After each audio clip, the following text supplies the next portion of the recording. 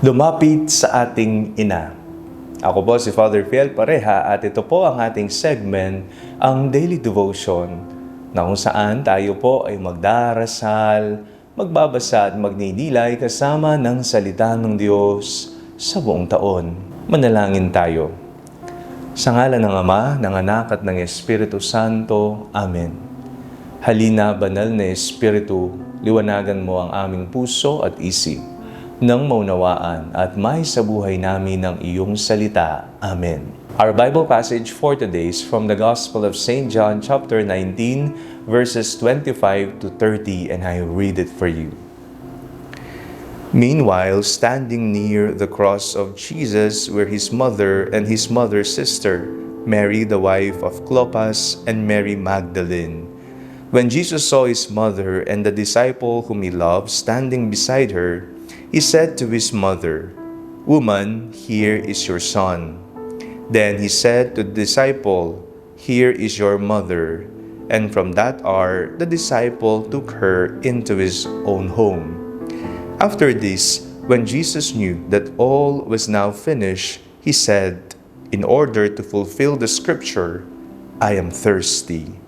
A jar full of sour wine was standing there. So they put a sponge full of the wine on a branch of hyssop and held it to his mouth. When Jesus had received the wine, he said, "It is finished." Then he bowed his head and gave up his spirit. Kapag mayroong kailangan ang isang bata, kanino siya lumalapit?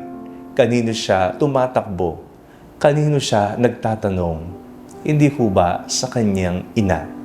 Ang kanyang ina na nagdala sa kanya ng 9 na buwan sa kanyang sinapupunan, nag-aruga sa kanya, nagpakalaki sa kanya.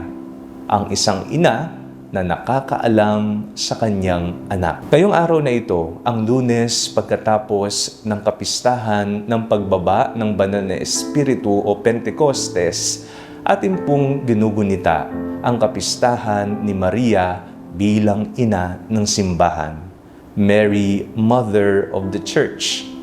Sa ating pong binasang Ebanghelyo, bumalik po tayo sa tagpo na kung saan si Jesus ay nakabayubay sa krus at nasa paanan naman si Maria na kanyang ina at ang dalawang Maria pa at si Juan na pinakamamahal.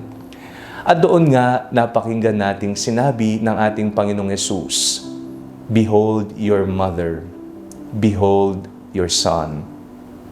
Si Kristo ang ulo ng simbahan at tayo ang katawan, ang simbahan. Si Juan na pinakamamahal bilang simbolo at representante ng banal na simbahan ay naipagkatiwala sa kanyang ina. Si Maria ay hindi lamang ina ni Kristo, ina ng Diyos, siya rin ay ina ng simbahan. Kapag tayo ay mayroong pangangailangan, kapag tayo ay sawi, kapag tayo malungkot at may pinagdaraanan, kapag tayo ay matagumpay, meron tayong Diyos na nakaagapay at meron din tayong isang ina na nakahandang tumulong para tayo ay lalong mapalapit sa ating Panginoong Hesus. Ngayong araw na ito, tumakbo tayo sa ating inang nasa langit, sa ating ina ng simbahan, sa ating inang pinakamamahal, ang mahal na Birheng Maria.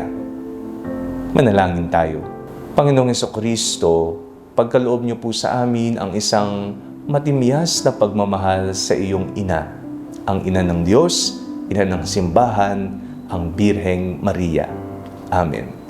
Sa ngalan ng Ama, ng Anak at ng Espiritu Santo. Amen. Huwag po ninyong kalimutang i-like ang video ito, mag-comment po kayo and share it with your family and friends. Ang Panalangin Bago Matulog ay may sariling Facebook page na po.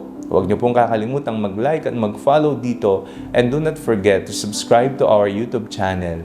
I-click niyo lamang po ang link na nasa description ng video ito, o kaya naman po, just search Father Fiel Pareha. At kung nais niyo pong maging updated sa ating pagpapahayag, you can join our broadcast channel dito po sa ating Facebook page. God bless you po.